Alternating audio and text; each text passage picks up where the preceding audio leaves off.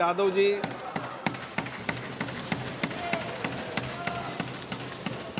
अध्यक्ष महोदय, मैं आपका धन्यवाद देना चाहता हूं कि इस महत्वपूर्ण विषय पे मुझे बोलने का मौका दे रहे हैं। मैं अपने साथी माननीय सदस्य गौरव गोगोई जी के से सहमत हूं। बहुत सारे महत्वपूर्ण उन्होंने बिंदु उठाए और अध्यक्ष महोदय,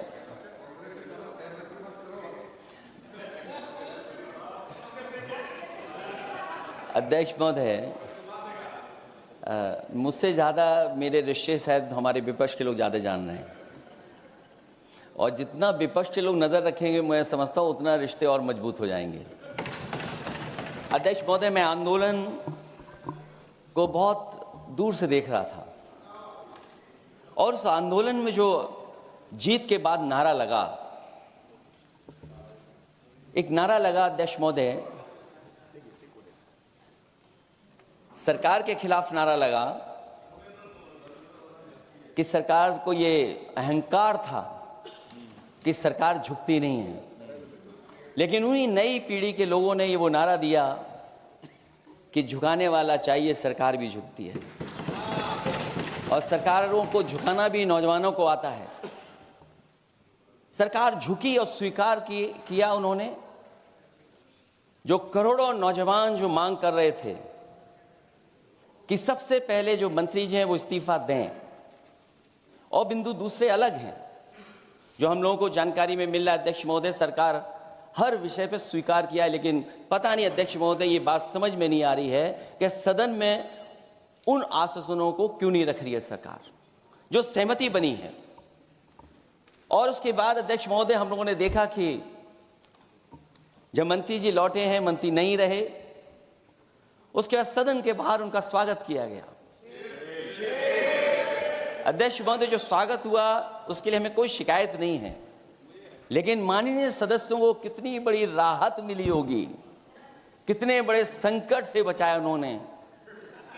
एक प्रधान जी को हटा करके प्रधानमंत्री बचा लिया आपने।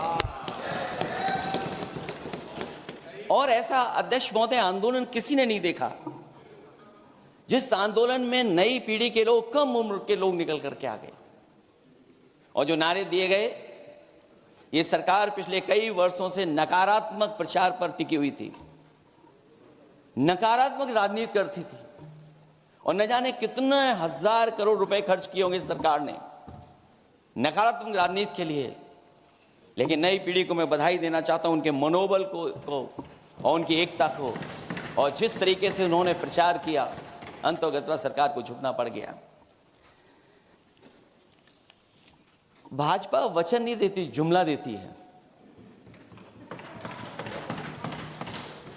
तो मुझे उम्मीद है कि सभी युवा नौजवानों का जो मांग की है उन्होंने, उन सभी मांगों को सरकार स्वीकार करेगी। और सरकार ये भी स्वीकार कर लिया होगा कि कोई दल मजाक में बना तो कितनी बड़ा दल बन गया। जो कोई चीज मजाक से शुरू हुई वो कितना सीरियस हो गई, और इतना सीरियस हुई कि हमारी सरकार लोकतांत्रिक हो गई कि जो उनको धरने पे बैठने दिया। सरकार लोकतांत्रिक थी कि उन्हें धरने पर बैठने दिया। हमने वो भी समय देखा है कि जहां पर धरने पर नहीं बैठने दिया, वर्षों वर्ष लोग बैठे रहे धरने पर, उनकी सुनी नहीं गई। इसी दिल्ली को घेरा था किसानों ने, और सरकार को लगा कि चुनाव आ गया तो सरकार ने तीनों काले कानून वापस ले लिए। जब सरकार घबरा जाती है, डर जाती है, तो सरकार स्वीकार कर लेती है। इसीलिए वो नारा मुझे अक्सर याद आता है कि झुकाने वाला चाहिए, सरकार भी झुकती है।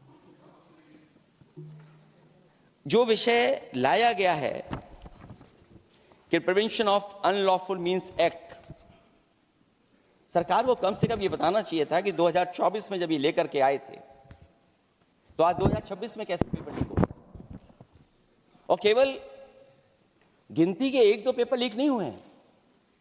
ये ऐसा आंदोलन रहा जिसमें मां बाप और नई पीढ़ी के लोग सब जुड़ गए। अगर हम ये माने कि 20 लाख बच्चों ने परीक्षा लिखी थी और उनके घर परिवार के सदस्यों को हम इसमें जोड़ दें दादा दादी, माँ बाप और परिवार का कोई सदस्य, तो 5 लोग प्रभावित थे। और 5 गुना 20, 1 करोड़ लोग नाराज हुए सरकार से। और अक्सर हम पॉलिटिकल लोग हैं, हम लोग जानते हैं जब कभी आंदोलन करते हैं तो कितनी तैयारी करानी पड़ती है, गाड़ियों का इंतजाम, खाने का इंतजाम और इंतजाम। लेकिन ये पहला आंदोलन देखा कि जिसमें माँ बाप भी जुड़ गए और कहा कि जाओ बच्चों आंदोलन करो, हम आपके साथ हैं। ये पहला आंदोलन ऐसा देखने को मिला है।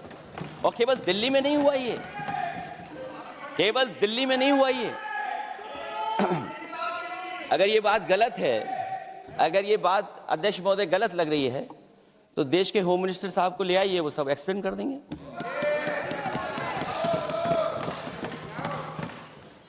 पहला आंदोलन जिसमें माँ बाप ने साथ दिया, क्योंकि परीक्षा से कितना दुखी हैं लोग। ये जो परीक्षाएं लीक हुई हैं, कई महीनों पहले ये किताब बना दी थी।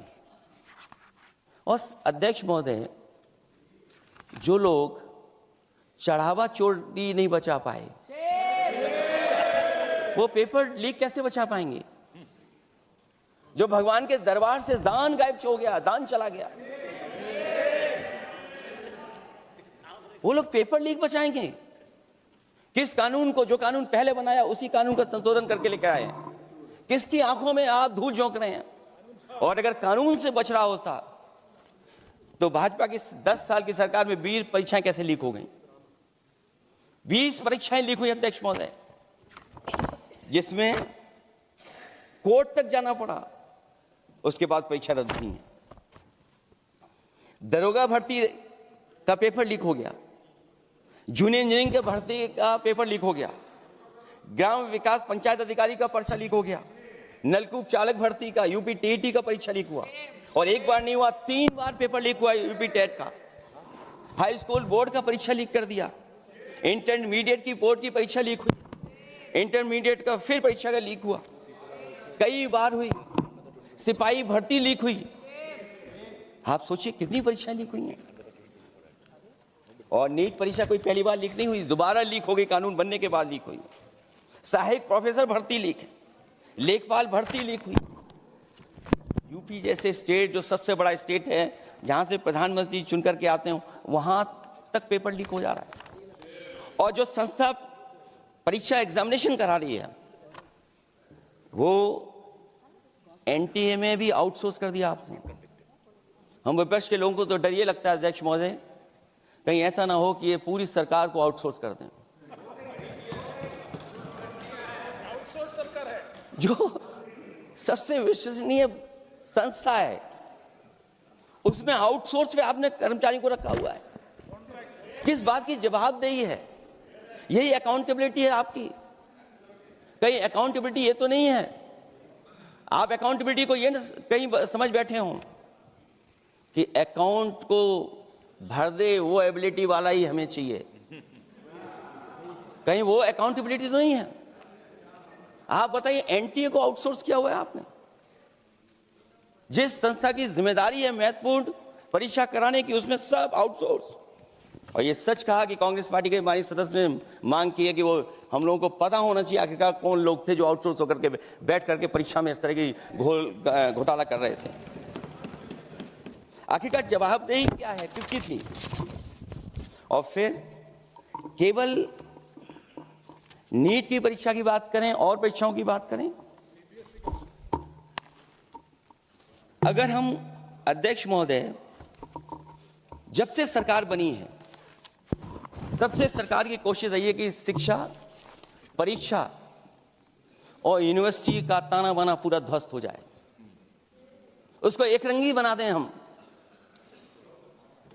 उसमें अंडरग्राउंड अनरजिस्टर्ड लोग शामिल हो जाएं। ये पिछले जब से भारतीय जनता पार्टी की सरकार आई है तब से हो रहा है। और फिर शुरुआत कहां से होती है? क्योंकि आप नहीं चाहते कि देश के गरीब लोग पढ़ें लिखें, आगे बढ़ें। सरकार ने सबसे पहले हमला किया प्राइमरी स्कूल पर। और प्राइमरी स्कूल कितने बंद किए हैं आपने? जहां से बच्चे की शिक्षा की यात्रा शुरू होती है, एक गरीब परिवार का बेटा बच्चे कहां से पढ़ करके निकलते हैं? सबसे पहले प्राथमिक शिक्षा सरकारी स्कूलों से पढ़ करके निकलते हैं। हमारे बहुत सारे माननीय सदस्य होंगे, वो उन्हीं प्राथमिक विद्यालयों से पढ़ करके आज इस सदन तक पहुंचे होंगे। आपने सबसे पहले स्कूलों पे हमला किया और प्राइमरी से लेकर के नौकरी तक पे आपने हमला किया है। युवाओं के भविष्य पर आपने चोट पहुंचाने का काम किया है। और जो प्राइमरी स्कूल जो आपने बंद किए हैं, वो इसीलिए बंद किए हैं आपने कि पिछड़े, दलित और गरीब के वर्ग के परिवारों के बच्चे पढ़ लिख न जाएं। क्योंकि आज भी अगर हम देखते हैं प्राइमरी स्कूल में कौन पढ़ने जा रहा है? सबसे समाज के गरीब परिवार के बच्चे पढ़ करने जा रहे हैं। सबसे पहला हमला आपने वही किया, और इसलिए किया क्योंकि नींव पर ही अगर हमला होगा तो ये आगे नहीं बढ़ पाएंगे। जो आंकड़े सरकार के बताए गए हैं, 1 लाख से ज्यादा सरकारी प्राइमरी स्कूल बंद कर दिए सरकार ने। और अगर ये बात गलत है तो हमें उम्मीद है सरकार इस पर भी जवाब देगी। और अगर हम आंकड़े निकालें तो जो आंकड़े दिखाई दे रहे हैं, यूपी में सबसे ज्यादा प्राइमरी स्कूल बंद हुए हैं। और ये सरकार के आंकड़े हैं कि 7 लाख से ऊपर विद्यालय थे जो अब 6 लाख रह गए हैं। और यूपी में तो सबसे ज्यादा बंद हुए हैं। उत्तर प्रदेश में 26,386 सरकारी प्राइमरी स्कूल बंद कर दिए सरकार ने। और केवल प्राइमरी स्कूल बंद नहीं किए हैं, नौकरी पे भी हमला किया है। 69,000 शिक्षक भर्ती को लेकर के बड़े पैमाने पर घोटाला किया गया। और घोटाला इतना बड़ा है कि वो सभी कोर्टों में गए हैं और पिछले कई वर्षों से आंदोलन कर रहे हैं। कोई स्थान नहीं बचा अध्यक्ष महोदय जहां पर वो शिक्षक भर्ती के लोग न गए हों। मंत्रियों के यहाँ गए, आंदोलन किया है, हाई कोर्ट गए, सुप्रीम कोर्ट गए। लेकिन देखिए सरकार भी कमाल की है कि सरकार उनको नौकरी नहीं देना चाहती। और इसलिए नौकरी नहीं देना चाहती है क्योंकि उन्हें भर्ती गलत की है। और भर्ती में जिन लोगों का अधिकार छीना है वो सबसे ज्यादा पिछड़े और दलित परिवार के बेटे, जिनका अधिकार इस सरकार ने छीना है। और ये अगर बात नहीं ठीक है तो हमें उम्मीद है कि सरकार इसका भी जवाब देगी। माध्यमिक स्कूलों को भी बंद किया जा रहा है और बड़े पैमाने पर स्कूल बंद हुए हैं। और जो बोर्ड की परीक्षाएं लीक हुई हैं, पूरे देश में बड़े पैमाने पर बोर्ड परीक्षाओं के पेपर लीक किए गए हैं। अध्यक्ष महोदय, हम जानना चाहते हैं कि आखिरकार 10वीं और 12वीं के पेपर लीक क्यों हो रहे हैं? 10वीं और 12वीं के पेपर लीक क्यों हो रहे हैं? इसके लिए अगर कोई सरकार के पास जवाब हो तो बताएं। और जो बच्चों ने जान दी है नीट की परीक्षा में, जब परीक्षा का पेपर लीक हो गया है, अध्यक्ष महोदय, मैं अपनी तरफ से, पार्टी की तरफ से और सभी की तरफ से उन्हें श्रद्धांजलि देता हूं। और हमें उम्मीद है कि सरकार उन बच्चों की मांग मानेगी जिन बच्चों ने ये शर्त रखी है कि उनके परिवार के लोगों को 1 करोड़ मुआवजा दिया जाए। जब उच्च शिक्षा में जिस तरीके से भर्ती हो रही है, अध्यक्ष महोदय, जो उच्च शिक्षा की भर्ती है उसमें जो अपॉइंटमेंट हो रहे हैं उनके बारे में तो क्या चर्चा करें कि जब संस्था पे सबसे ऊपर बैठा व्यक्ति ही अन्याय करेगा तो पूरी संस्था में अन्याय होगा। जब से ये सरकार आई है, जो बड़ी बड़ी संस्थाएं हैं, उन सब संस्थाओं में एक रंगी लोगों को बैठा करके उन संस्थाओं को ध्वस्त करने का काम कर रहे हैं। और न केवल उन संस्थाओं को खराब कर रहे हैं, बल्कि अध्यक्ष महोदय, उत्तर प्रदेश में एक स्वतंत्र सेनानी, उनके नाम पर यूनिवर्सिटी बनी, मौलाना जौहर यूनिवर्सिटी बनकर के तैयार हो गई। इन्होंने कोई सरकारी यूनिवर्सिटी नहीं बनाई। और अगर कोई प्राइवेट यूनिवर्सिटी बन भी गई है तो उसको भी हथौड़ा लेकर के तोड़ने की तैयारी कर रहे हैं ये लोग। ये नफरत की राजनीति कहां लेकर के पहुंचा देगी। और जब से बीजेपी की सरकार आई है तब से नफरत की राजनीति और दूसरे लोगों के साथ किस तरह का व्यवहार हो रहा है उन्हें कहीं भी न्याय तक नहीं दिला पाई सरकार। और जब नौकरी की बात आ जाए तो अध्यक्ष महोदय, अग्निवीर भर्ती में भी जो हर साल में कितनी भर्ती होती थी, कभी 80,000 भर्ती हुआ करती थी, अब भर्ती केवल 10,000 हो पा रही है। आखिरकार अध्यक्ष महोदय, सरकार नौजवानों की पढ़ाई और नौकरी पे हमला क्यों कर रही है? और नौकरी पे हमला क्यों हो रहा है? जब आप ये कहते हैं कि हमारे नौजवान हमारी डेमोग्राफिक डिविडेंड बन करके आए हैं, कहीं यही नौजवान हमारी आपदा न बन जाए, इसके बारे में भी सरकार को सोचना चाहिए। और मैं ये जरूर कहना चाहता हूं कि अध्यक्ष महोदय, अगर शिक्षा अच्छी होगी, परीक्षा सच्ची होगी, तो तरक्की भी पक्की होगी। और ये तरक्की नहीं चाहते हैं, इसीलिए शिक्षा पर और परीक्षा पर हमला कर रहे हैं। मैं इन्हीं शब्दों के साथ अध्यक्ष महोदय आपका धन्यवाद देता हूं। और जो बिल लेकर के आए हैं आप, बिल तो 24 में भी लेकर के आए थे आप, जो 24 में बिल लेकर के आए थे, उसके बाद नीट परीक्षा का पेपर लीक क्यों हो गया, ये आप बता देना मंत्री जी। आपको एक कानून बनाने के बाद दूसरा कानून बनाना पड़ रहा है, ये क्या वजह है? और आपको मंत्री जी का स्वागत इसलिए करना पड़ रहा है कि आपको संकट से बचा लिया।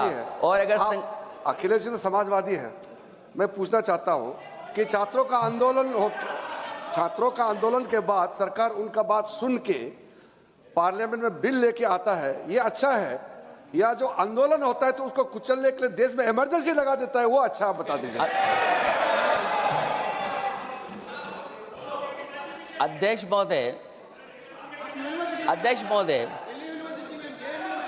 महोदय, मैं इमरजेंसी को तो नहीं देखा हूं, लेकिन इमरजेंसी में क्या क्या हुआ है वो अभी दिल्ली की राजधानी में भी देखने को मिल गया है। आंसू के गैस के गोले और लकड़ी में लगा हुआ कुछ कील का और कांटे की चीजें, उस समय करंट नहीं लगाया जाता था, इस बार करंट लगाया गया। तो ये इमरजेंसी के बराबर ही हुआ है हमला, कम नहीं है। इमरजेंसी से कम अन्याय नहीं कर रहे हैं आप लोग। और याद करिए अध्यक्ष महोदय, अगर इमरजेंसी इन्हें याद आ गई है, अगर इमरजेंसी अध्यक्ष महोदय इन्हें याद आ गई है, तो इमरजेंसी के बाद भी परिवर्तन हुआ था और हमें भरोसा है कि इसके बाद भी परिवर्तन होगा। और अध्यक्ष महोदय, मैं आखिरी में कहना चाहता हूं, कानून से नहीं, नियत साफ होगी तब नीट का परीक्षा साफ होगी। सवाल कानून का नहीं है, आपकी नियत साफ नहीं है। और जिस समय आपकी नियत साफ होगी तो परीक्षा भी साफ हो जाएगी। और हमारे साथी जो कुछ और बातें उठा रहे हैं, आज मौका नहीं है, लेकिन आपको भगवान भी माफ नहीं करेंगे, क्योंकि आप चढ़ावा चोरी में शामिल हुए हैं। और चढ़ावा ही नहीं, जो गुप्त दान था वो भी चोरी हुआ है, गुप्त दान। और ये पाप की श्रेणी में नहीं आता है, महापाप की श्रेणी में आता है। Akhilesh ji bill pay. और अध्यक्ष महोदय, आखिरी में मैं इतना ही कहना चाहता हूं, शिक्षा की रक्षा के लिए जो आंदोलन हुआ है वो हमेशा आंदोलन जीतेंगे। बहुत बहुत धन्यवाद, बहुत बहुत आभार प्रकट करता हूं आपका। श्री अभिषेक बनर्जी।